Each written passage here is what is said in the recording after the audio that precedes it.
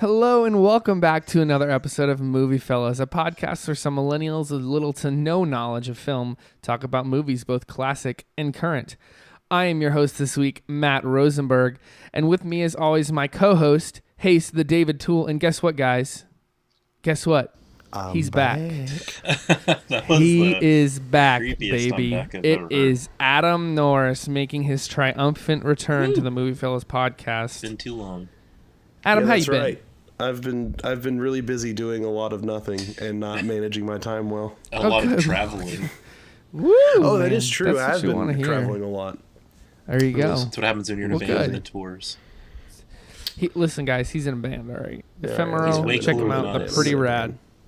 Well, I don't know about that. I don't want to take it that far, guys. Okay. Guys, we apologize. Generally release the podcast on a Saturday. I was at a camp this past week. We've all been real busy, so I've been thinking I haven't mentioned. Okay, all right, Hayes. It's all our fault. I've been thinking about it. I haven't mentioned to you guys. Maybe start releasing it on a Monday. That way, if we can get it recorded kind of on the weekend, we have till Monday, and that way people can kind of they have something to look forward to. I don't know if anyone really looks forward to this. Probably not, but if they do, there you go. If they do, they have something to look forward to. When they start their jobs on Monday. If they work the regular work week. Use your words. Yeah, work week. Anyway, you guys ready for the sweet news? I'm never really fully ready for the news. Okay, what about you, Adam? Have you missed the news? I have absolutely no idea what's going on with the news. I'm going to assume movies are coming out soon that matter to us, and we are going to talk about them. That's fair enough. Okay, oh man, let's get into the news, guys. The Han Solo film titled has Riding lost Solo by Flo Rida. Oh gosh. Yep, that's it.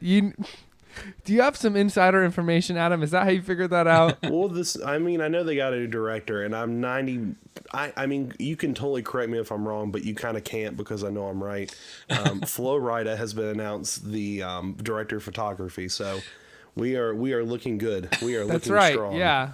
Lil Wayne's the new executive producer, and Jay-Z will be directing. I was going to say and Jay-Z. And then Childish Gambino will reveal himself to he is Lando Calrissian in real life. All along. Yep. The secret no one ever knew. It's the new canon. It's 2017, everyone. Yep. Oh gosh. Anyway, it lost its directors. This isn't exactly new news. This happened last week. Phil Lord and Chris Miller were the directors. They both been filming for months. I think there's only like 4 to 6 weeks left of filming or something like that. They've directed 21 and 22 Jump Street, both good movies. Lego Movie, Cloudy with a Chance of Meatballs. Hey, for what they were, 21 and 20 Jump Street were good. They're good movies. They're funny. They're entertaining. Okay, what about Lego Movie? Well, everyone has great. One shining moment, and then Cloudy with a Chance of Meatballs is also really good. Sequel's really good too. Yeah. There's a sequel for that movie? Yeah, it's Cloudy with a Chance of Meatballs too. Oh, they have to go back and fight the mutated food, right? That's what happens? Yeah. Yeah, it's great, man. Listen, Adam, all right? What a movie. Who wants to hear about your pessimistic view on life? If it's not depressing and it doesn't make me feel sad 90% of the time, it's probably not a good movie. Jeez. I mean, wow. Okay, sorry, that's a little unrealistic. Man. No, 80%. No, you said it. Yeah, okay, much better. We're backing it up a little bit. B-. 10% is existential dread. 10% is comedy. that actually doesn't surprise me. That's my kind of movie. Yeah, that really doesn't surprise me either, to be honest. Yep. Swiss Army Man? I haven't seen that yet. I really want to, though. Okay, so while you're watching Cloudy with a Chance of Meatballs, I'm watching Swiss Army Man, actually watching a good movie. Cloudy with a Chance of Meatballs is a great movie. It really meatballs, is. It's hilarious. Meatballs can't do that. Well, here's the thing. All right. Hey, I love what they did. Do you remember the part where they're like, oh, we're going to make it snow ice cream or whatever? No. And And then all these kids are eating chocolate and vanilla, and there's this one kid who's like, I love strawberry, and he's the only kid who jumps into strawberry, and it's like all the flavors of Neapolitan ice cream, and it's like, that is such a truth. Like, that is no more existential truth has been told in film. No one likes strawberry ice cream. Oh man. Okay. All right. So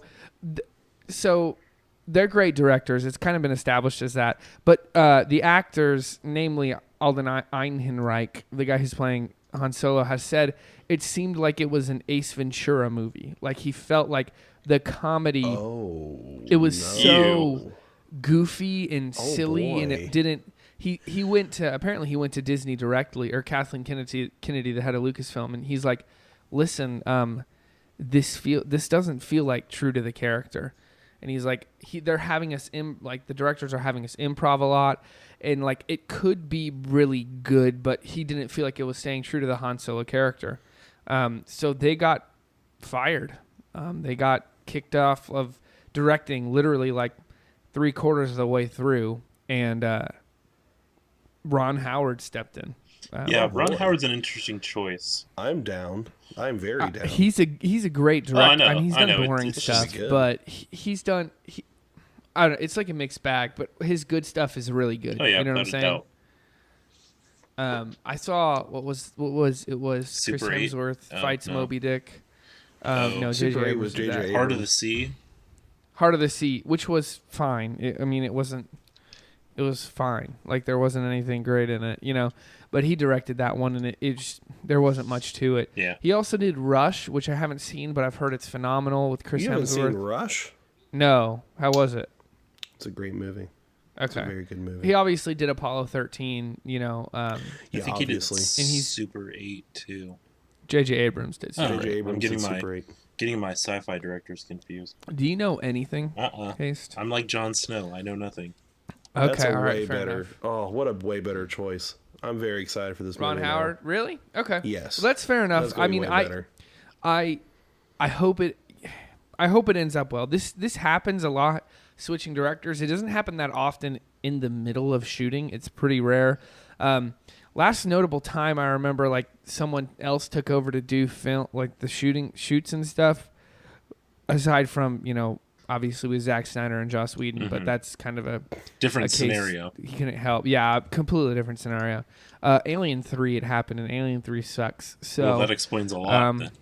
You know? it just, well, it's just, it doesn't, like, I don't think it bodes well, because when you have a lot of a film filmed in one way, and then you get another director with a different vision, different style, blah, blah, blah, and to do the reshoots, it's like, he's a good director. He knows movies. Wait so and let them redo the entire process to get a new film. If that's what it takes, I don't have to sit through a crappy movie, you know. So How anyway, will piecemeal other footage from like B Team and stuff? It'll be legit. It's going to be very good. yeah, I hope so. I hope so. He is a very accomplished and a very good filmmaker. So it's not like he's like a Brett Ratner or like a McG. Both of whom I dislike very much in most of them. Actually, Hercules with The Rock was really good. All right, that was a really good movie. Hercules. Yeah, As he played. Is Did that you not the one see with that? Danny DeVito is like the goat guy, and I can't remember. That's the cartoon. I just remember it being really fun. I think like It's- I don't know, like Drew Brees plays. I don't know. No, It's Whoopi Goldberg plays a snail. no That's that's right. And she helps Hercules get his groove back, and Stella too. I am so confused about what's happening right now. It's a sweet callback to the Bambi episode. We're referencing like episode 3 or 4 where we joked around an alternate episode film 8. universe. Oh yeah, I Where forgot about Whoopi Whoopi Goldberg Goldberg plays being a a part of snail. that. It was an alternate Bambi timeline. Yeah. With 17 sequels. Yep. Never ends. The callback to This that isn't never the ends. headcanon I signed up for. The Return of Bambi Cage. Okay. All right. Next bit of news. Early reviews of Spider-Man: Homecoming are great. Apparently, it's a really fun, really exciting film, and then it's just a blast. And apparently, Tom Holland is ballin'. Third time's the charm. We can only hope. as Spider-Man. So that's good. I'm excited. It can't get worse than High School Musical 3, Spider-Man 3, sad Tobey Maguire Spider-Man. Emo Tobey So we Maguire should the be movie. just fine. If Sweet there's tugboat. not a sequence of Tom Holland dancing in a jazz club as his girlfriend sings, I'm Please walking no. out the door. Here's my I big will walk out. concern. They're still trying to figure out what's going on with the Venom movie. And I mean, it's confirmed, isn't it? yeah, Well, we know It's it's going to happening. happen. It's just we don't know. if Spider-Man's Actually, going to be in who's it or head of anything like that. Sony? Amy Pascal, head of Sony. There was a video, and an interviewer is like, it was her and Kevin Feige. Yeah, I actually just watched that Kevin video a Feige. minute ago. Did you watch that? Did you see him get completely blindsided? Mm-hmm. Like they're like, she's like, oh yeah, Venom movie totally is going to be in the Marvel universe. He's like, what? I had no awareness of this. Yeah. Why don't they 'cause just give all the rights of Spider-Man over to Marvel at this point? Just $30 and a pack of Mentos? just sell it. That's what I'm saying, big man. money, big women, big fun, and just call it a day. They give him $1 billion. Like seriously, Just buy Spider-Man back for $1 billion. just Call do it good. it. Just do it. Well, then we wouldn't Okay. get the Spider-Man PS4 game from Insomniac. Yeah, that actually. Yeah, but looks I don't really know good. PS4. But I don't own a so- PS4. Exactly. Thank you, Haste. So it Alright, doesn't whatever. affect me personally, No, alright, that's and it, because my one person desires doesn't are have a the only console. person that matters. The entire So market has collapsed. We must sign over the rights to Spider-Man. because Haste and I don't have a PS4. Yeah, I that actually game really looks does look legit. really good. I regret more and more not buying a PS4 because there's so many exclusives that I've missed out. Kingdom Fun. Hearts Get 3. both. Yeah.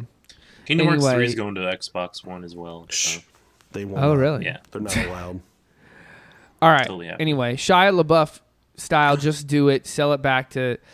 I don't know. I hope it's in the same universe, but at the same time, Sony's an idiot and they don't do smart stuff most of the time, and they ruin most things. So it probably won't happen. That's why I can't have nice things. But Spider-Man: Homecoming looks I great. got, but that I got being so said, excited it's when you said Shia LaBeouf. I thought we had new news about Shia LaBeouf, and I got really excited. He's All kind right. of What fun. has this man done next? what copyright has he infringed upon this time? What hasn't he infringed on is the better question. One day that man will do a one-man Transformers one show. A one-man, just him. Just him. I will pay Actual cannibal way Shia too much LaBeouf. money. I want him to impersonate Optimus Prime. Like I am all for just about him, just this. him screaming, just That's roll out and like amazing. barrel rolling across the stage in a cardboard box. I'll talk about it later in what you He is watch. a But lunatic. I saw the new Transformers yesterday. Oh gosh. Oh. Was it the worst? Just tell me. All right, tell me on a score of 1 through 0 through 10. Well, that was nice. 0 would be too kind. Yeah. I'd give it a 3, No. Oh wow. Which A actually- generous review. which actually is higher than Transformers 4. Okay, Age of Extinction was just a trash movie. Oh, I and this was like I the same remember thing all over again. Dinosaurs. The dinosaurs I are in it for remember- like 10 minutes. I hadn't remembered being so bored in a movie in so long That's until I great. saw Transformers: Age of Extinction. Well, Transformers I hated 4 that movie or so much. Transformers 5, the last night, will do the exact same thing to you.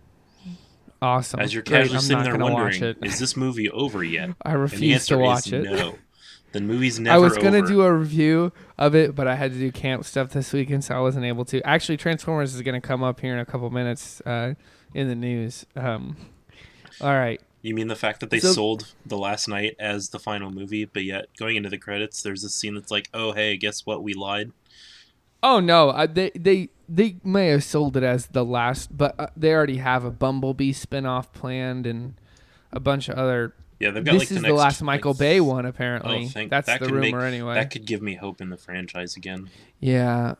Well, I guess I'll just have to add it to my growing list of movies I will never actually end up reviewing. Triple X Return of Xander Cage. Yeah. Adam was supposed to do a sweet Return of Xander Cage review. I actually really want to watch that movie. Yeah, sure, okay. Knock yourself Kinda out. do. You know I watched it, right?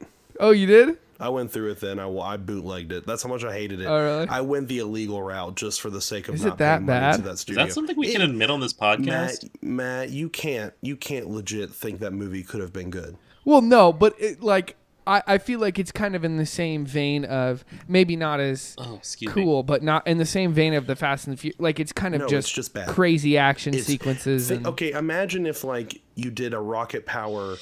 Like live action movie with imagine Diesel. Rocket Power IRL with guns and like people going down Rocket the sides Power of mountains and XXX Rocket legit, Power, and you just hear Vin Diesel be like, "Sick, dude." Triple X Rocket Power. It's so bad. I loved Rocket Power growing up, man. Like, just man. think of the music, think of the colors, think of that on Rio de Janeiro, and with now I want Vin to see Diesel it riding a so skateboard. much more. Now that you compared it to Rocket Power.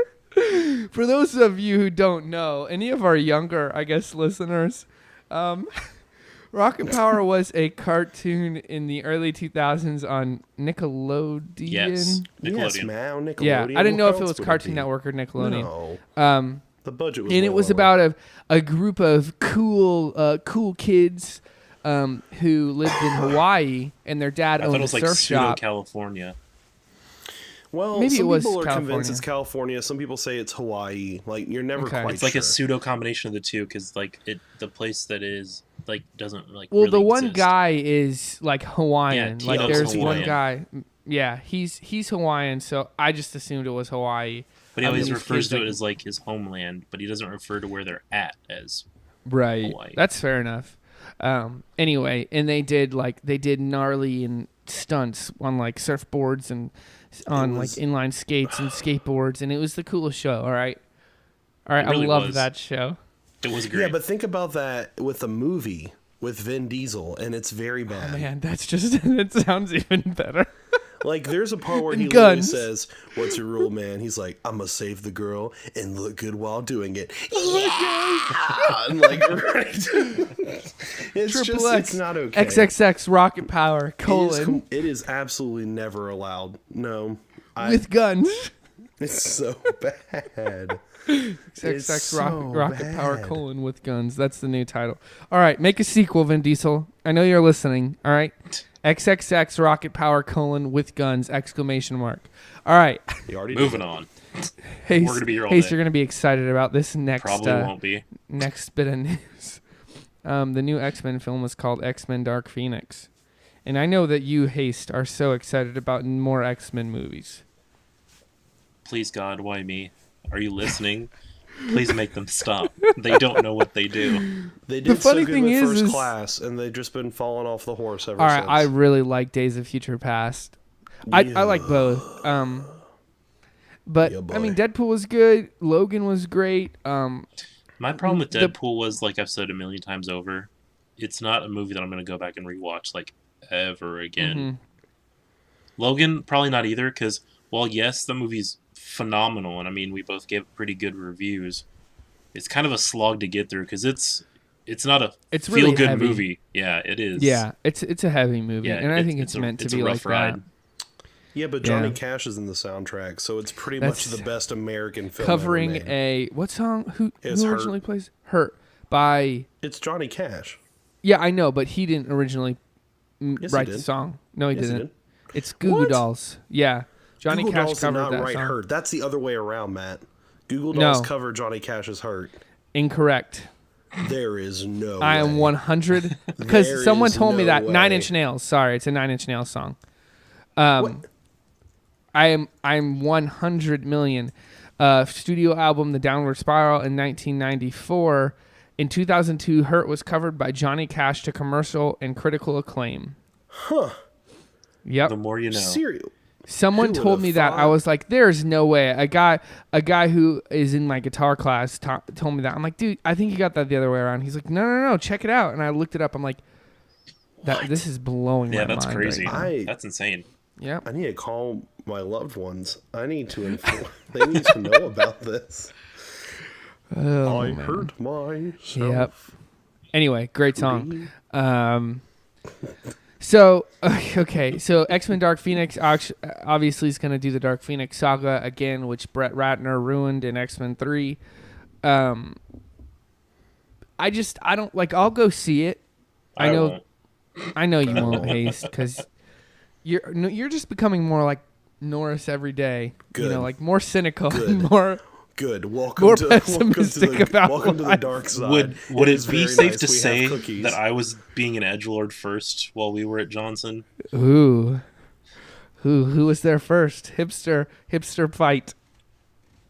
I mean, Epic hipster rap battles of history. Haste versus Norris. pretty much if people like it, I probably didn't like it. Okay. Fair So enough. That's I fair don't enough. feel like that's me. I feel like it's more of I'll give things a shot. See here, it's this X-Men Dark Phoenix is a sequel to X-Men Apocalypse, so it's in the main X-Men storyline, right? The thing is, it's not going to be who's directed all of these. He's directed a ton of them. Scott, No, it's hold on. He did the first two, which were great. Needless to say, if we can't think of it, it doesn't matter because Bryan Singer. Yeah. He did. Yeah, started and with so an he S. did. I knew it was something along Yeah, that line. and he really did a lot for the superhero genre. I think in the first two X-Men, he kind of brought in some really cool themes, some really interesting ideas. But I've heard this talked about a lot. And then he made the third. By the X-Men. time, no, he didn't make it. Brett Ratner made it. Oh yeah. Because he dropped out to do Superman Returns. He did Superman And we Returns. see how that Bryan turned Singer. out. I actually don't dislike that movie. I think it's actually pretty good. Anyway, so the thing is by X-Men Apocalypse, the world hates mutants and blah blah blah. It's old. Like, okay, we get it. Like, this has happened a million times.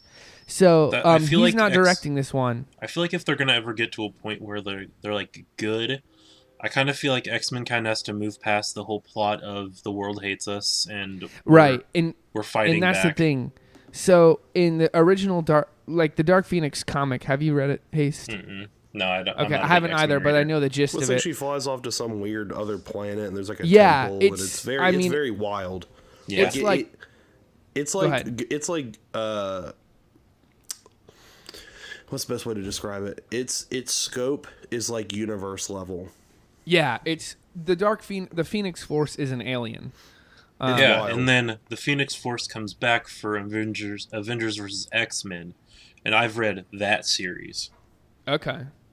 So what happens is Jean Grey gets imbued with the Phoenix Force, and apparently you've they're done going to this go before. full. Oh, yeah, but they're going to go full Phoenix. Like, it's going to be an alien. They might go into outer space. So they're getting. I think they're getting more bold with it. The interesting is Simon Kinberg is directing it, who's done a lot of writing stuff. He's a big guy at Fox. He's never directed a movie, so. I mean, it could be something Yeah, great, that could like be with good. the director of Deadpool, who never directed a movie and he did a good job. You know, it just depends. So Yeah. it's just interesting they're trusting this guy with like, I'd say at least $150. $150. You know, it's really a miracle that they're trusting with that 150, like at least 150 million is Yeah, what I was yeah, without actually a going doubt. to say. So Okay, that's we'll all see. very important, and I'm glad we talked about that. But breaking news: this just in. Dun dun dun dun dun. I, on the weird part of YouTube, have discovered a live-action VeggieTales movie. Wait, This what? just in. What? This just Hold in. on. All right, listeners, you're gonna have to live action What is VeggieTales. this one Yeah, coming okay. Because I was gonna joke around about, man, when's a live-action VeggieTales Wes, movie? hold on, finally is gonna this Wes Goldry? And so, yeah, that's the one. 15-minute. See, listeners, you've reached the part of the podcast where the movie fellas look too far into the abyss and find something that we just never should find.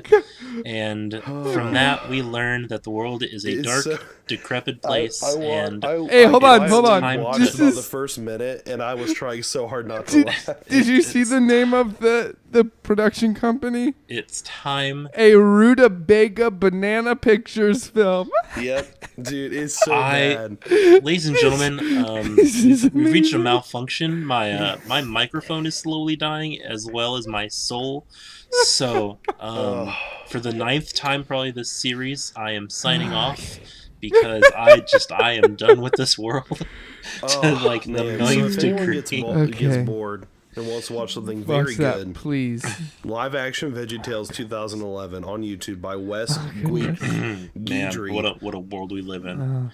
We live in an interesting Well, we're world. also Sorry. talking about YouTube. We've reached 14 subscribers, which is That's two right. more since we last did anything. We are on a roll, man. That's we like are a- on that's a like a- roll. 30% increase. I know, right? I know, right? Crazy. There you go. We're on the up and up. And I didn't study psychometry in college. I didn't even take the class, but I'm pretty good at it, and I would say that's a very large growth. Ugh, Okay. jeez. All right, we're gonna keep moving on. Okay, this is my favorite news for the week. Is this the last news of the week? It's almost the last news. You got to hurry up. We're Tran- running a little long for this. You can't stop me. I'm a madman. Transformers 25, the last night and hopefully the last movie, has opened at a franchise low at $69 million. Now that's not horrendous. It's a great for as number. big a budget of a movie it is. It's not great, but it is for that series, and I'm glad because they're the worst. And that That I bad really boy's just- sitting at a whopping 15% on Rotten Tomatoes. 15. Oh my goodness. That's Well, so Wonder generous. Woman is still I've never at a seen it. whopping 92%. That's right. Woo! Wonder Woman. I hope that Transformers does not make more than Wonder Woman. I really just want that to happen. I actually more than re-saw anything. Wonder Woman on Friday night, and it was just as good. Awesome. Cool. That being said, Transformers does always make $1 trillion in China. That's like its biggest market. I actually think this time it's down climbed a little bit. It's not as high as it has been. Good. What if someone brought this up in a podcast I listened to? What if this one doesn't make enough to make a sequel, and we never get anything but Michael Bay Transformers, and all the ones that are planned with different directors we never get to see? Just straight up die. I mean, I'd be okay with it. I would be too. Give us like a decade or so to recover. My sweet Shia LaBeouf was removed. He was only in like the first 3. That's right. Yeah, that's true. And the I last dipped piece out. of news for the week, Jurassic World 2 will be called Jurassic World Fallen Kingdom. What you guys think about that? Yeah. Yay, it's Chris Great. Pratt I mean, playing a strong see. white This man is- saving the day again. This Can't wait to watch it unfold exactly the way it usually does. I'm Hey, just getting pretty POC J.A. with this. Bayona, who did a Monster Calls, which I said last podcast I was going to watch, and I still haven't, and I looked at it at Redbox today, and I still didn't rent it. He directed that movie, and apparently it's great. And he is directing this one. So, we'll get... Also, Colin Trevorrow, who's doing episode 9, he also did Jurassic World. His indie movie that just got released is getting trashed. So people are like, well, should I do episode 8 and 9 or what? Anyway, Yeah. we'll see. Hollywood's a weird creature where they'll let Maybe anyone they'll do just anything. have him as director, and then most of the way through they'll switch him out with like Spielberg or something. I'm okay. Okay, you guys ready for the main topic? Yep, let's do it. Oh yeah. Now, Norris, we don't plan much because we're all idiots. That's right. So today, as we were discussing what we were going to You mean talk like about an hour and a today, half before we started this? yeah, precisely. As I was walking out from the gym, I texted you guys, and I said, "So what's going to be the topic today?" And I'm like, "What about video games based on movies, which most are terrible?" And I just kind of pulled that from nowhere. I was like, "Oh, that might be fun." And then Norris had a better suggestion. You want to describe your suggestion, Norris? Yeah, sure. So the idea for tonight's topic will be talking about a movie we've seen either in like middle school or high school that has shaped our perception or changed it in a way. And it doesn't necessarily have to be a movie that's like good or objectively artistic or whatever. It's just simply a movie that made you go, I'm seeing the world differently now, or it Right. changed the way we perceive movies or film Right. in It's general. kind of for lack of better terms, it's one of those movies that you still think about the next morning when you wake up. for the next Right. years. Yeah, for all these years for a later. while. It's I- kind of one of It's- those movies. It's something that you can cite as a And you definitive compare it source.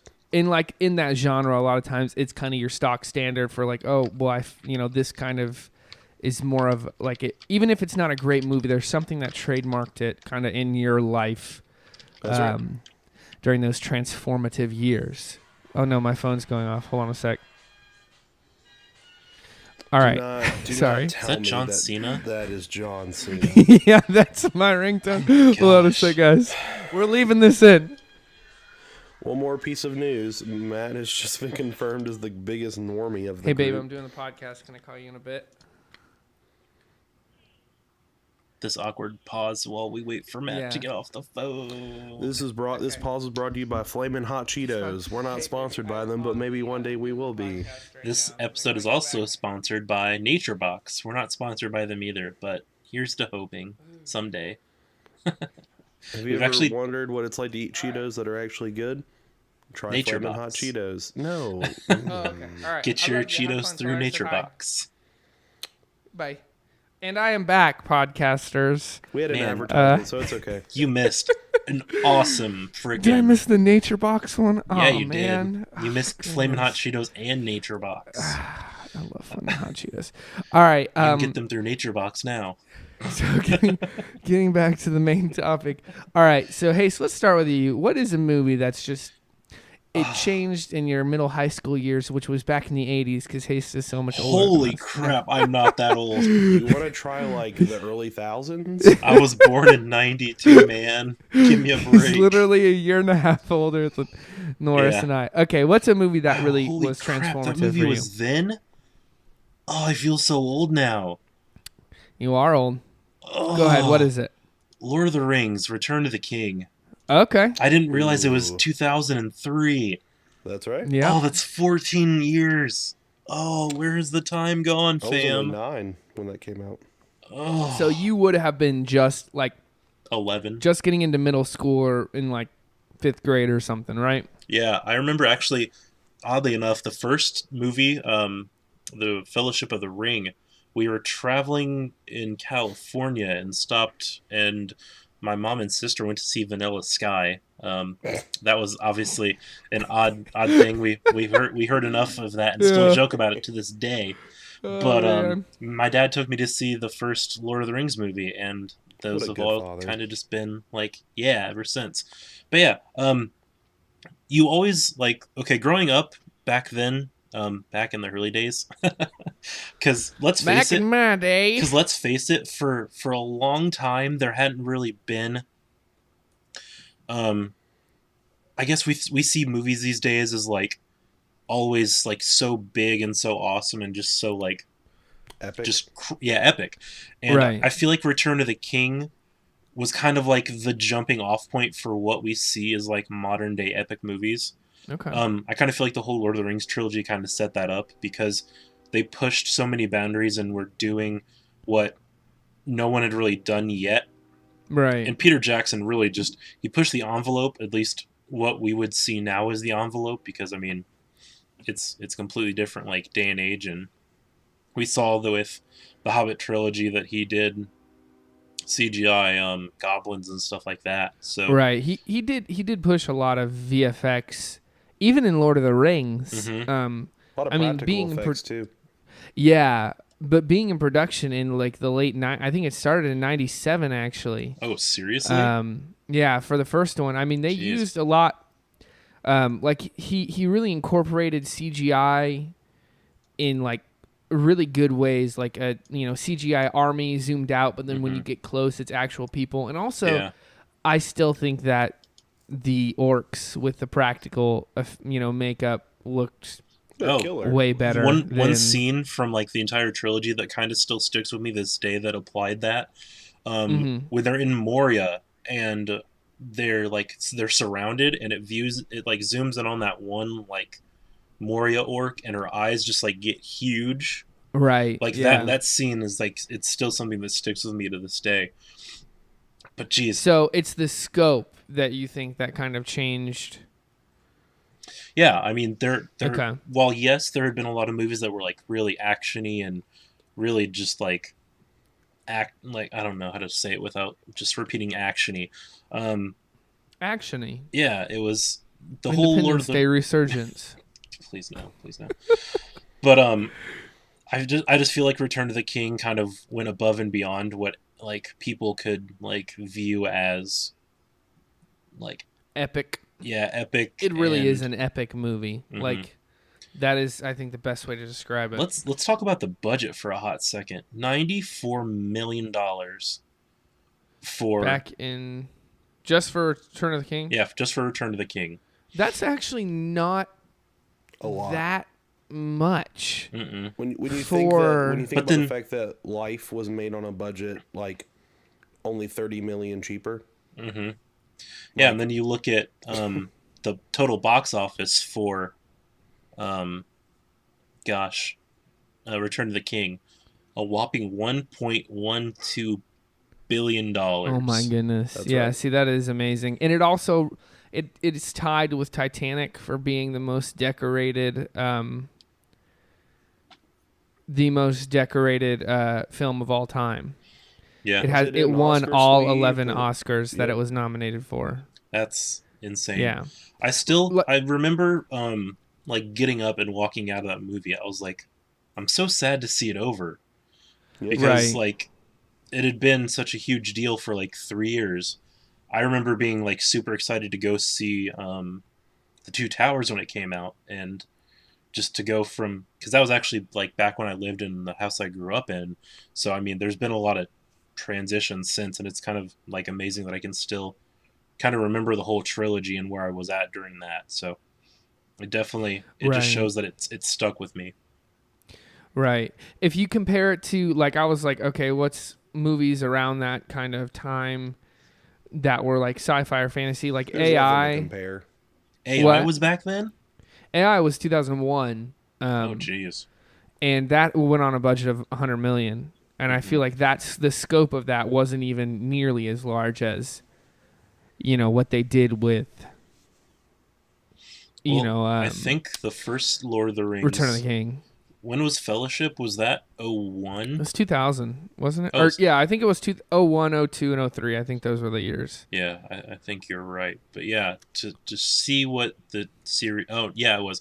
I'm on the Return of the King Wikipedia, and actually it describes it as epic high fantasy action adventure, and that's like the best way to describe it.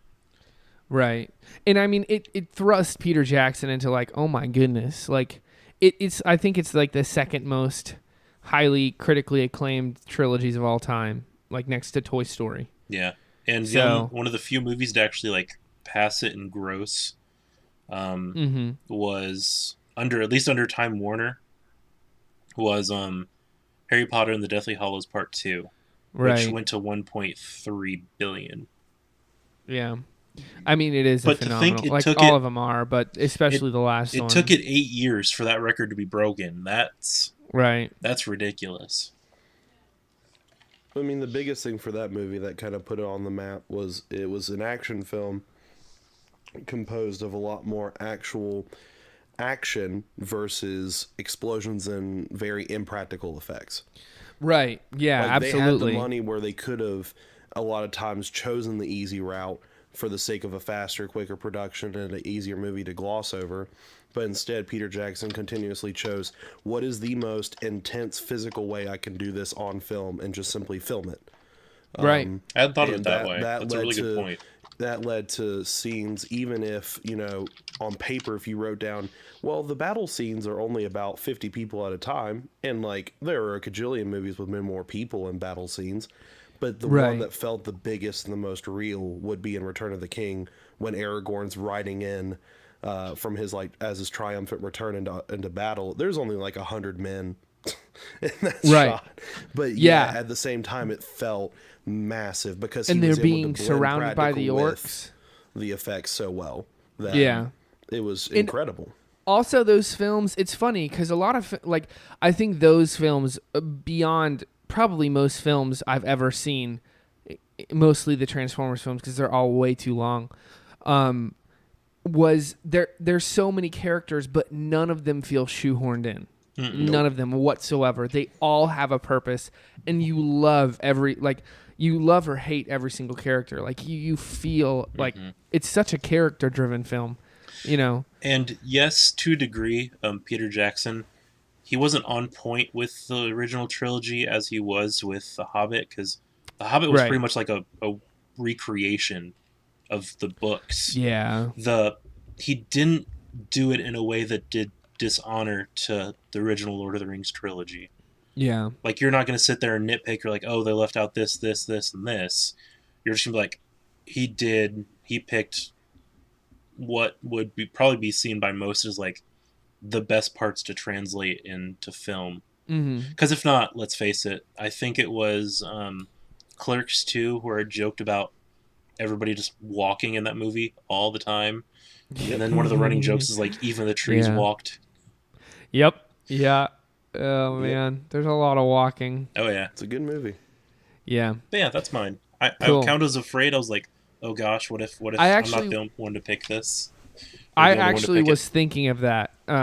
But we decided like middle school, high school, and I was just on the like slightest edge of being too young. Like it came out when I was like 9, and I don't think I saw it till I was probably 10 or so. So I'm like, I'll probably pick something different. Anyway, Adam, what is yours? What is your... Oh, boy. Aside from Triple X Return of Xander Cage, what is your landmark of filmmaking? Well, if at this point, considering the time I've spent on the podcast, if you compare the time I've been on here versus the one movie I've talked about the most, you could probably already guess what movie I'm about to say. Is it Fight Club? I'll go ahead and be nice enough. What do you guys think it'd be? Fight Club. No. I'm going to go with... gosh, I just had them to my tongue. So I can't nice things. I'm going to say... The Room. The first Transformers movie. All right, anyways, whatever. All right, my movie was absolutely Inception. Okay. All right. And I guess that was like the end of your high school years, wasn't it? It was the summer of my sophomore year. It was 2010. Yeah. Oh, geez, all right. Why? I was out of high school by then. Now, here's some context, because the biggest thing is what led going into it, because I guess it answers more the question of a film that changed my perception. I don't think it's my favorite film of all time, but it changed my perception. Okay. Going into it, this right before I saw it for the first time, I had started dating a girl. Her name was Caitlin. Oh man, Jenner. Caitlin Moore, from camp, and it was like your stereotypical high school relationship.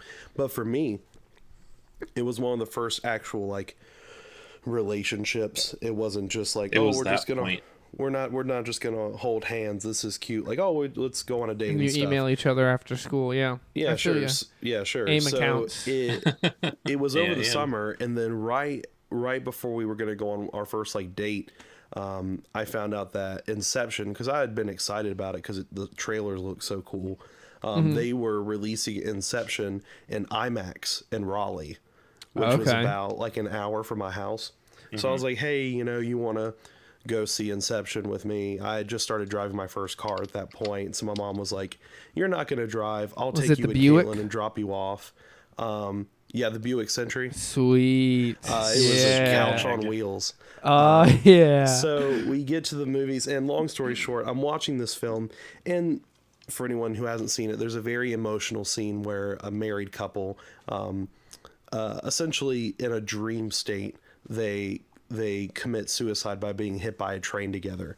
Without much context, it's very weird, but it was a very emotionally poignant moment in the film, pushing a lot of themes. And for me, it was at that exact moment when I realized, wow, films are not made to just make me enjoy things. Yeah. Like, oh, wow. Okay, yeah. I'm actually emotional. I am feeling a cathartic reaction to things that on one end I could never experience. I will never be hit by a train and live. I will never ever be in a fake dream world. I will never invade dreams to steal information. And yet I walked away completely understanding, almost borderline empathizing with what the film was trying to help me understand. And that blew my 16-year-old mind. Like, movies aren't just explosions and having fun. Like, I'm actually learning about myself, by watching a film made by someone who I will never know. Right. It's just interesting that some awkward guy in his late 40s with this crazy budget film can make something that relates to me on such a personal level in such an awkward context. It just He would have been in his late 30s, incredible. but yeah. I couldn't believe it. Like, Yeah, no. And that's something that really is amazing about, I think, for all of our landmark films. They transcend mere entertainment, you know? Oh, absolutely. They have to. Mm-hmm. Yeah. And I honestly think that's what great films do. Like, they turn... There's nothing wrong with having a fun film. Like, No, you know, of like, course. that's great. Like, it's great, you know. I love...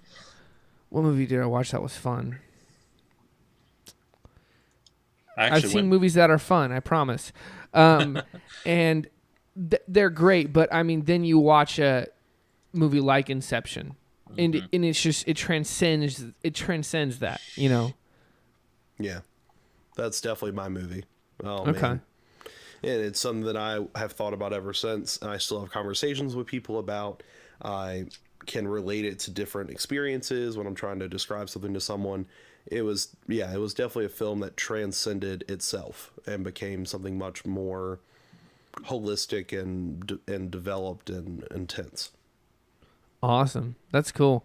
I thought about doing Inception, actually. I thought about both of them. Inception crossed my mind, but I think that with a lot of... It's funny, because with a lot of Christopher Nolan films, it depends on who you go see it with and where you're at in life.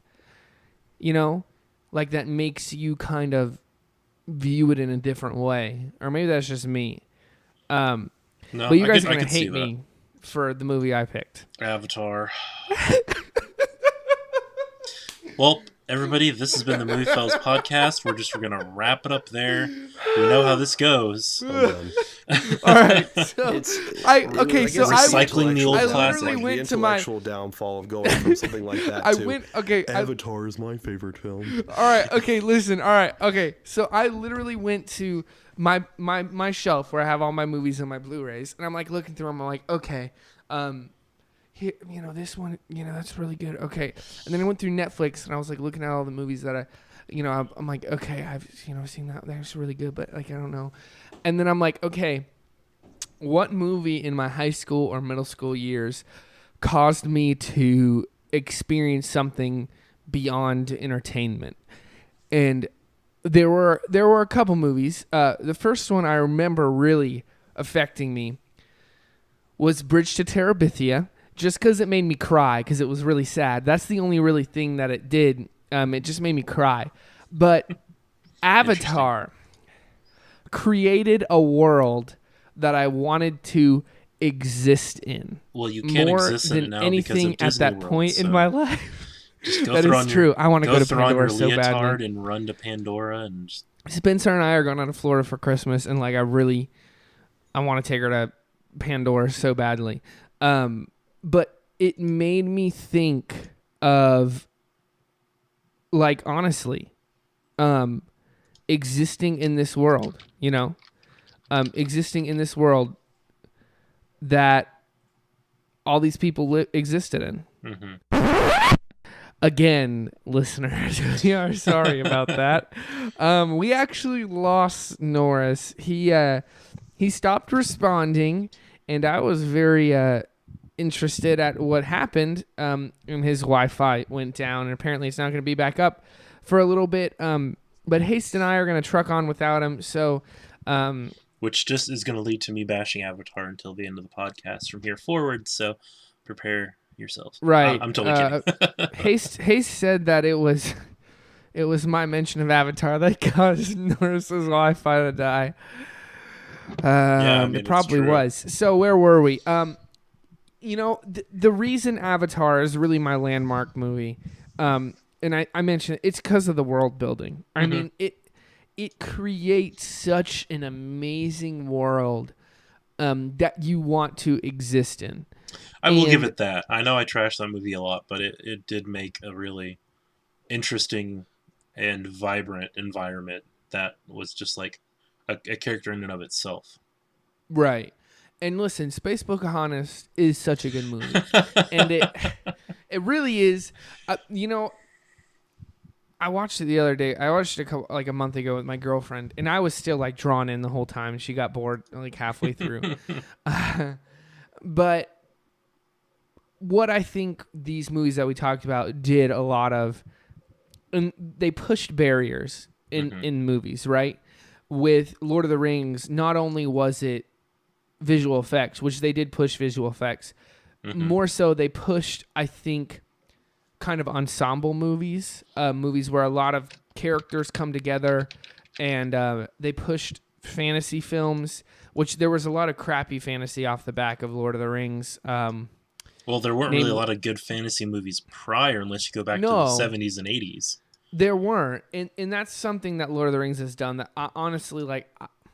Aside from Harry Potter, which I feel like they're very different tones in fantasy. Oh yeah, yeah, they really not are. many films have done. Like I remember Stardust came out a little bit after Lord of the Rings, which isn't a bad movie. It's a Matthew Vaughn film, which actually a decent movie, but it's not nearly as good or in the scope of Lord of the Rings. Aragon, which is one of my favorite book series of all times, came out kind of off the back of Lord of the Rings, and that movie was just trash and horrendous. So I've heard. Yeah, oh goodness, so bad. But like that's what Lord of the Rings did. It pushed a lot of these things. It pushed long run times, I think, and like people are like, listen, these can be great. With Inception, go ahead. Well, the last movie prior to like the Lord of the Rings trilogy, I think had a really long runtime, was like Titanic. Right. And that was a good like decade prior. Yeah. Titanic was what, mid-90s? I think it was early 90s. Yeah. And early it's again, it's tied for the most decorated film of all time, with Lord of the Rings. So they push a lot of boundaries. I think with Inception, it pushed storytelling a lot because the story really was so intriguing and so different, Now you have all these movies really trying to be intellectual, and they reach too far, like they reach too far and they try to be like this intellectually gripping movie, but it just ends up being nonsense, Yeah, and Inception really kind of it. I'm not saying it set the full bar across the spectrum of movies for like intellectual, but for like as long as we've been alive, it's kind of been like the one defining moment or movie that you think of and you're like, okay, yeah, that really did set at least what we know as the like intellectual bar. Right, absolutely. Yeah. And then with Avatar, obviously it pushed visual effects to a new level. It really did. And not only visual effects, but I think world building personally. That's why we got a slew of dumb 3D movies after that, but then people didn't realize it's not the 3D that we liked in Avatar. We liked the story and the effects. And so that's why, again, the world building, I wanted to exist in that world. Every time I watch that movie, I want to exist in that world. And it's such an imaginative place. It changed how I saw films because I started looking for films where I was so involved in the world building and like if I could get really into these characters and like exist in this place. And it's actually inspired me to actually start writing a book that I never finished and it was terrible. But, it's just, it's one of those movies that kind of transcends what was happening at the time and pushed things beyond what they were. Yeah, without a doubt. So, yeah, I think it's really cool that all three of us have like probably what can be seen as like some of the most well-known movies for the past 20 years or so. Right. Yeah, absolutely. As all of ours. And I mean, they're really three different movies of their own kind, because Lord of the Rings was kind of medieval fantasy kind of mix. Which was a joke before Lord of the Rings. Oh, yeah, yeah, without a doubt. It was D&D. Like, what was associated with fantasy culture was what? Magic the Gathering, D&D. Magic the Gathering, Renaissance fairs. Like, that's what was associated. And then you have Lord of the Rings coming out, this giant fantasy epic that has some of the most in-depth characters and some of the most amazing storylines. Well, it's kind of interesting. They did like the cartoon movies in the late 70s, which were eh. A But marvel of then, filmmaking. yeah, but then you have, because Lord of the Rings was written in like the 40s, in 30s and 40s, correct? I believe it was around that. It might have been earlier than that. I think it was during World War II that he was writing them. But to see something, or let's say 50 to 60 years later, come to fruition and still 37 be, through 49. Yeah. oh geez, wow, okay, so yeah, 60 plus years later, have it come to fruition in the form of entertainment of modern day, and you're just like, it's really something that kind of transcends generations. Right. Absolutely. which Yeah. which I'm not trying to be like, oh yeah, mine's the best, but I did have the one that was kind of just like the most like drawback to, I guess, an older, different time period where, Right. because he was writing, I think, that as like a response to what he was seeing in Europe, because he didn't necessarily like have like direct involvement with the war itself, but he kind of had like the outside scope looking in kind of thing. Right. Yeah, that's true. And I think that like all these themes just help build. Like Tolkien wrote, just I haven't made my way through them. Have you read them? I read The Hobbit for high school.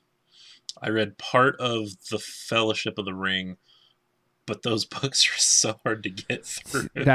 I've tried to read The Fellowship Mm-hmm. a million times, and Yeah, you're like, I want to enjoy this so much, but the movies just do what the books can do in such shorter time. Right. Maybe one day in my old age, I'll sit down and actually take the time Yeah, there you when go. I feel like I've got all the time in the world. There you go. Have you ever seen the quote from Christopher Lee? Because there's a scene that's not in the theatrical release of Return of the King, where Saruman falls and he gets impaled. After Grima stabs him in the back, and Legolas shoots Grima, kills Grima, and then Saruman falls off and gets impaled by the wheel. Yeah. Have you seen the quote about that scene? No, actually, I have not. Peter Jackson. Do you know anything about Christopher Lee? He's a pretty big he's nerd. not alive anymore. He's the only one who actually he met Tolkien and he knew him personally before he died. Yeah, so that's crazy awesome. He read all the books like a year every year. Like he would read the whole trilogy. He was a pretty big nerd, and he was a pretty big metalhead too. Oddly enough. Yeah, he released a metal album. Yeah, he did that metal album right before he died. Yeah, and he lived to like 90 something, but he he was, sorry, I'm gonna frog in my throat. Yeah, we've been talking for a while. We're not used to it. Yeah, he was like a Nazi hunter, like literally, like he was in the English special forces, and so whenever they're doing that scene, Peter Jackson went up to me. He's like, all right, Christopher Lee. He's like, just imagine what it sounds like when someone gets stabbed in the back. He's like, I don't have to imagine. Yeah. And you're just like, oh, jeez. Oh, man. Yep. Yeah, gosh. he was such an amazing there is so much that he did in his life. But anyway. He was an awesome Saruman too. Yeah, oh yeah, he was. Great. Absolutely great. He lived to 93. But yeah, I think all of our movies transcend their kind of genre, even transcend filmmaking in kind of a way that not a lot of other films did. Yeah, so, and even still to this day, I mean, it's been a good chunk of time for all three of our movies, and they're still so just like well received and well known. Yeah, there's still absolutely. There's still movies that people like go out of their way to watch still to this day. Yeah. People would argue that Avatar isn't, but guess what? I go out of my way to watch it, well, so fight me. And I just thought of a really good point. You look at all three of our movies, they're all three movies that are still like played on basic cable to this day. Like, oh yeah, a couple times a year you will see the Lord of the Rings trilogy, you will see Inception, and you will see Avatar on the channel. Granted, I think Avatar pretty much stays to FX. I think. Not saying that's a bad thing, but I feel like that's like the one channel that will actually like show Avatar. I don't know about Lord of the Rings. Maybe AMC. Sometimes they'll have like. Usually it's late at night, and they'll like make a big deal about it. Like one night they'll play like the first one, second one. Next night they'll play the second one, third. Like we did a couple times throughout college. Yeah, yep. We did that. Yep. Yep. That was a good time. That might be the last time I've watched them all the way through, dude. Mm-hmm. Listeners, one time in our freshman year of college, we watched the extended edition once a night on a Friday, Saturday, and a Sunday. It was pretty cool. It was pretty cool. It's pretty great. All right, so those are our movies, guys. If you think they're dumb, we think you're dumb. No, that's not true. Everyone has your own opinion. So if the shoe fits. Yeah, if the shoe fits. There you go. That's a better way to put it. Oh man, okay. All right, you guys. Oh man, he's gone. You guy ready for what you watching, mate? I am super excited for what you watching, mate, because it feels like it's been forever since we last recorded, and I have been all over the place in the world of media. All right, well, I'll let you give yours. I actually just texted Norris to see if he got a what you watching, mate, that he wants to add. But go ahead. What you been watching, mate? Actually, do you have like a couple things? Because mine can be pretty lengthy. I don't want to run us over too long. I'll let you go first this time. All right. I know this is silly, but today I saw something on Netflix the other day, and I was like, oh, man, that's crazy. It's called Dinotopia. It was a miniseries that came out in the early 2000s, and I remember when I was young. Sounds kind of familiar. My family sat. Yeah, it can't. It's the Prison Break dude. I can't remember what his name is, and he's also in Flash. But it's like these two guys are in a plane crash with their dad, and they crash land right near this island, and it's where dinosaurs still exist, and it's called Dinotopia, and it's based on a series of books. Anyway, that was on ABC back in the day, back in like 02. Yeah, and I remember watching like the first episode and a half, but then I didn't watch it. I was really young when it came out, so I saw it and I'm like, I'm gonna start watching that. So I started watching the first episode. Got halfway through. It's pretty good actually. I'm excited to see where it actually ended because I never got to figure out when I was younger. I'm still watching Futurama too. Also, I watched Neil Blomkamp's first short film from his, I guess, new experimental studio. He's calling it Oats Studios. Neil Blomkamp, the director of District 9 and of Elysium. Elysium was a really good movie. I don't know if you ever saw it. I liked it. I didn't love it. I still need to watch District 9. I've seen like bits and pieces of it, but I've not seen it all the way through. I've heard District 9 is kind of rough. Yeah, I know it's not an easy watch, but I know it's a really it got really well received, and a lot of people really enjoy it. Anyway, the first short film was called Raka, or I don't know. He's South African, so Raka. I don't know how their accents are done, but I'm South African. I don't know. It's like I'm South African. That's really racist.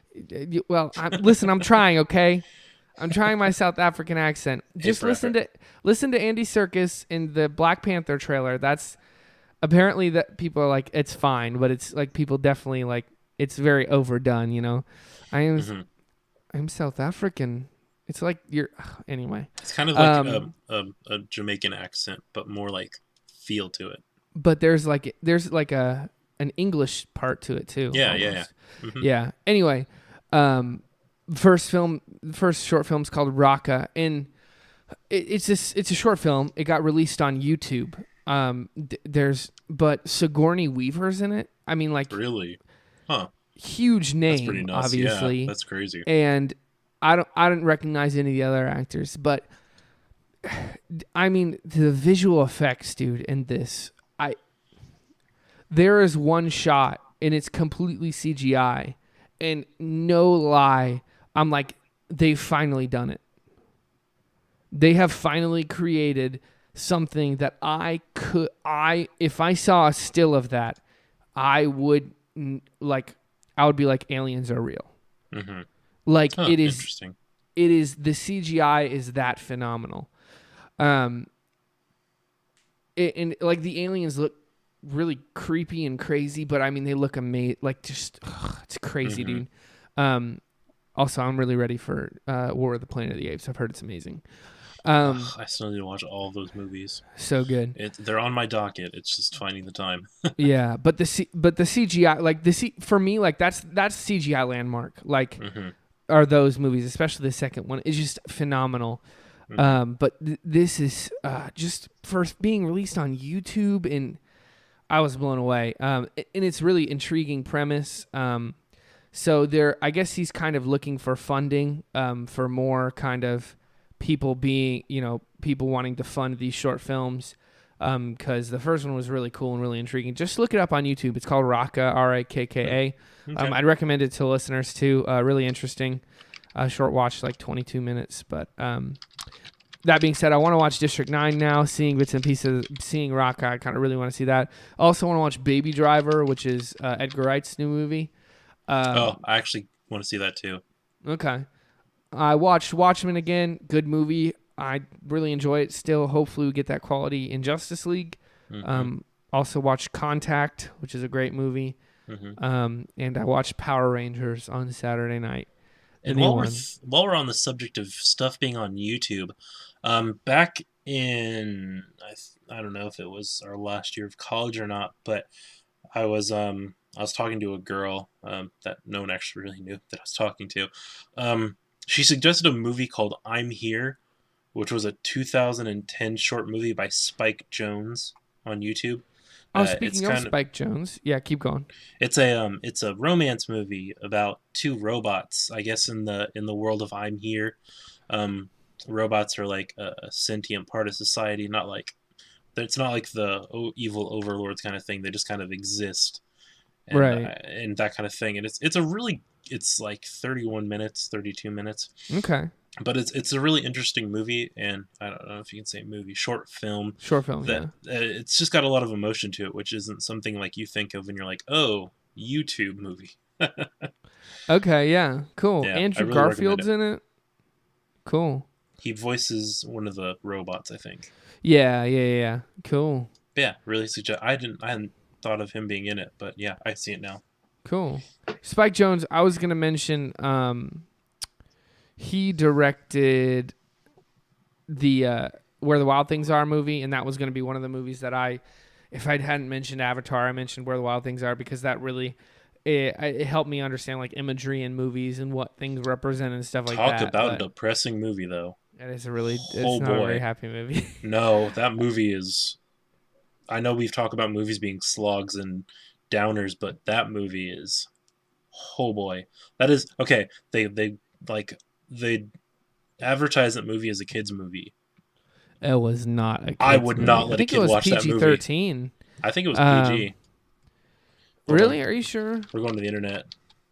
I think it was PG-13, and that's what made it suffer big time, because it barely made its $100 million budget back. PG, you're right.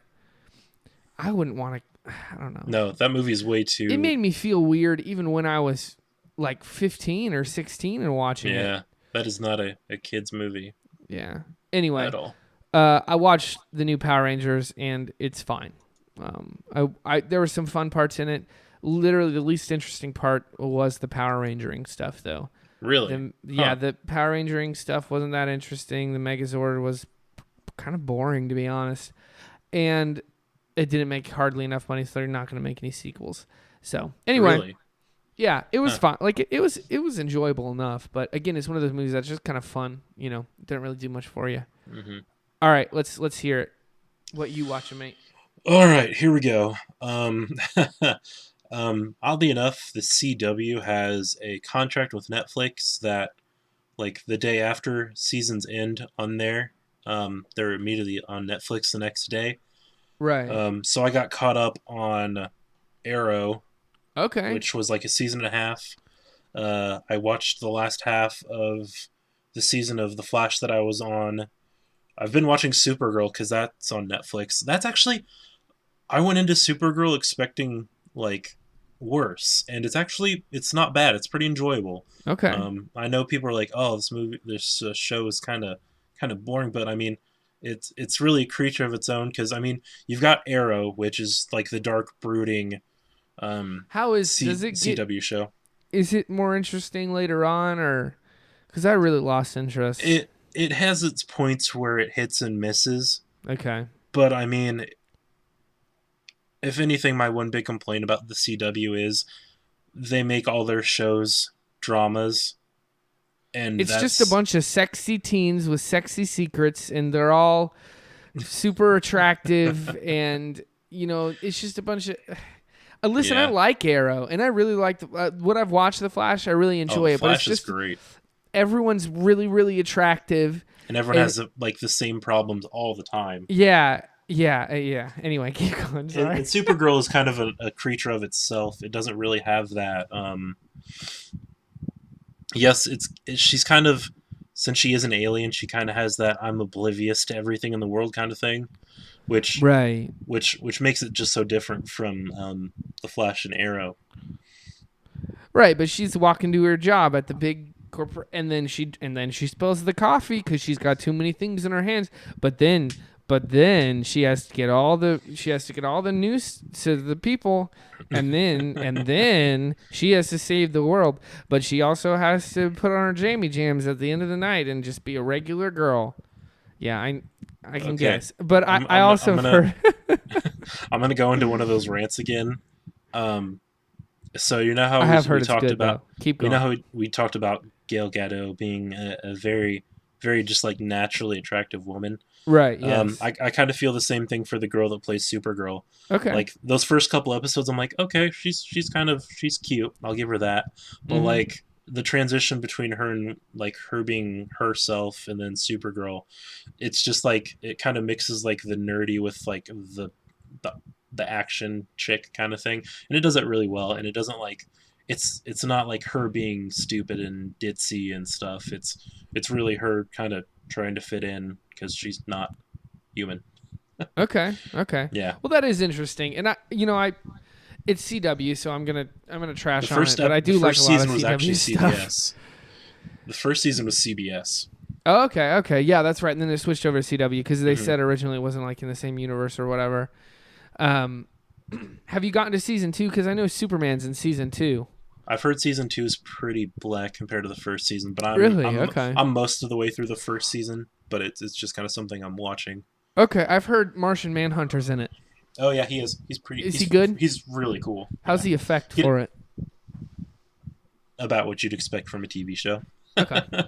It's not good. Over cheesy. It's not overly cheesy though. It really is. Look at Flash. Like Gorilla Grodd looks great in Flash. Oh yeah, and Man Shark or King Shark. Mm-hmm. King Shark. Mm-hmm. Yeah, but oh gosh. Also, I've uploaded another review since we last recorded. That's I right. did, like, King Arthur: Legend of the Sword review. Again, I feel like that review kind of said everything I needed to say, and I'm just going to kind of leave it at that. I really enjoyed it. It was kind of a long movie, and I really wish it had done better because it's just it's not going to see a sequel. I know you said you enjoyed it. Yeah. Like you thought it was fun. It's an action movie. Right. I still need to watch it because I do like Guy Ritchie, even though he has no edges. I will give you. I know I said it in my movie review, but I kind of will repeat myself. If you enjoyed the like slow motion action of the Sherlock Holmes movies, it's kind of like a rehashing of that, but with sword fighting, which is kind of cool. Okay, cool. Oh, another way to look at it. You know the slow motion scene in Wonder Woman where after spoiler alert, gosh, what's his name? Ares, Steve Trevor. No, after Steve Trevor kills himself. After Wonder Woman gets really angry and starts like slow mo fighting the German soldiers. Mm-hmm.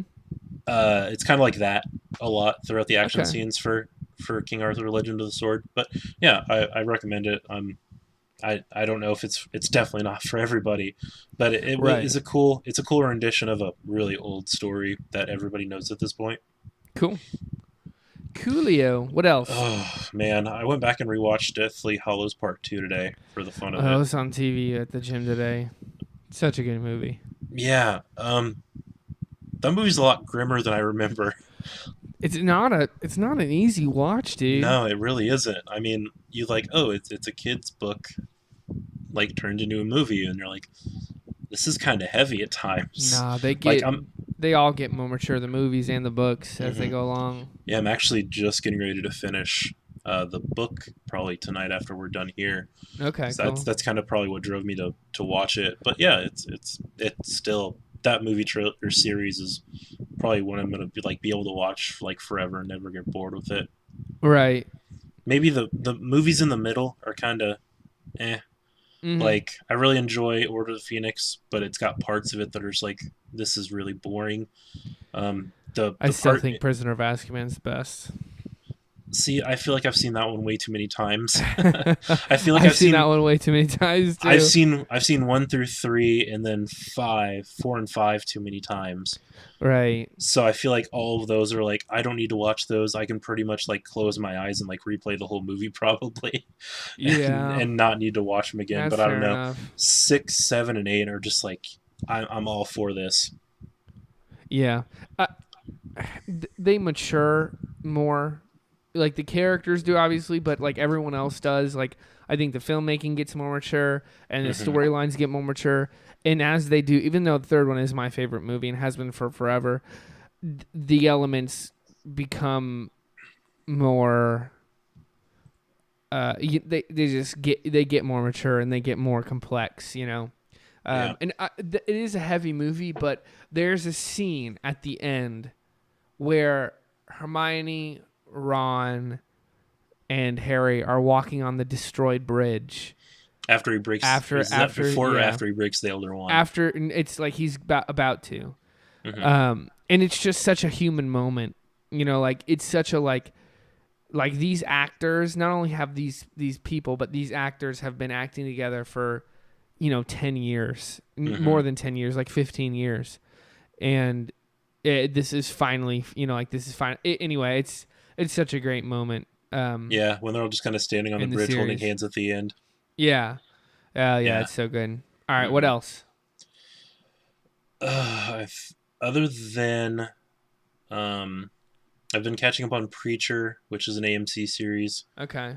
I don't really know if I'd recommend it. It's not really family friendly at all. It's probably not even something that the populace should be watching.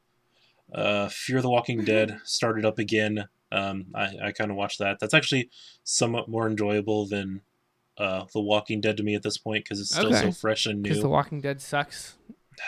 I want to go back and rewatch the current season, but I'm just like, I just gave up. I'm not interested anymore. Yeah. Like it's like whatever. The first couple seasons were so great though.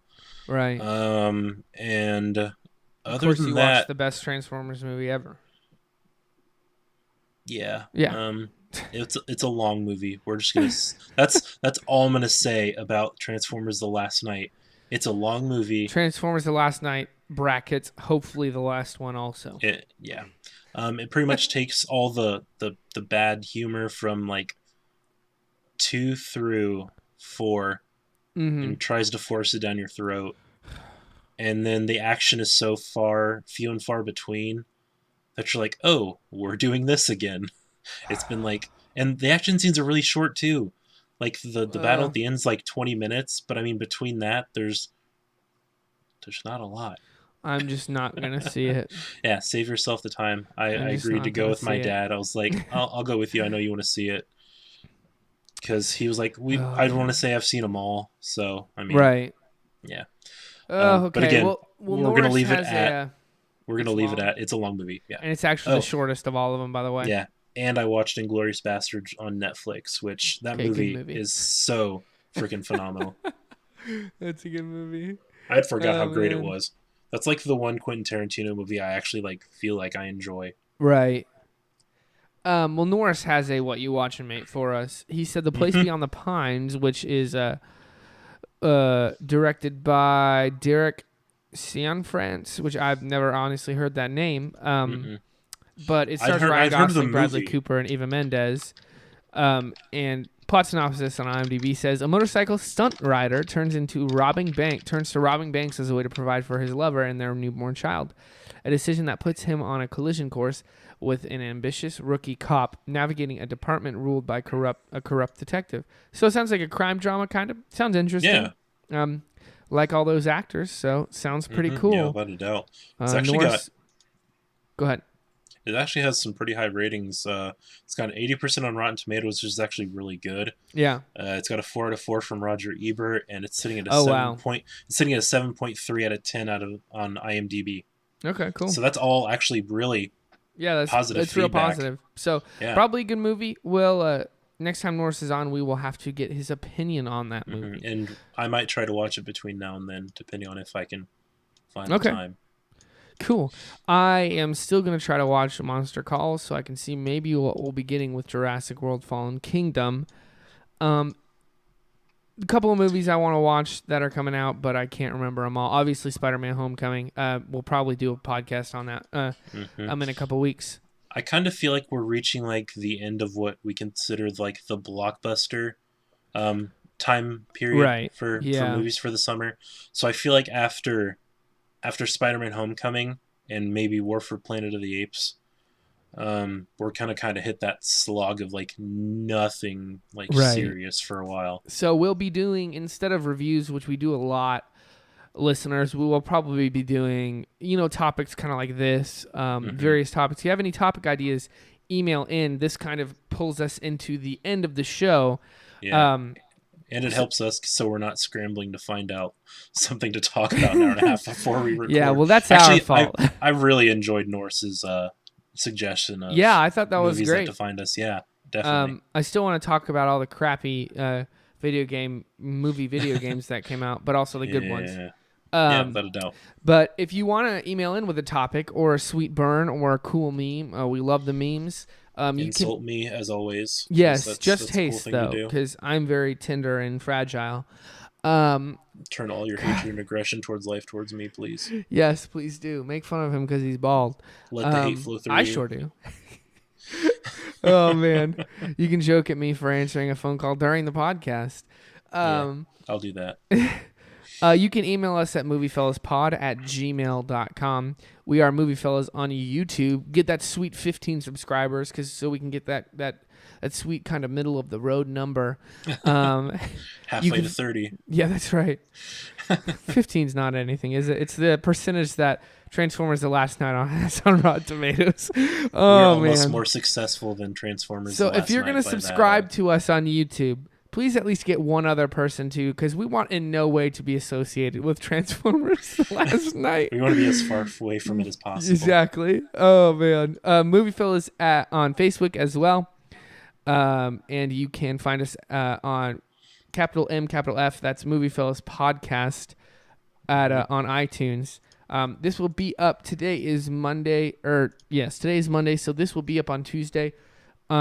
We're probably going to start uploading the podcast on Mondays instead. So if you have any feedback on that, let us know.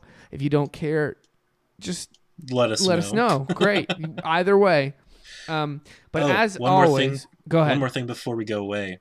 Celebrating the 20th year of Harry Potter. That's right.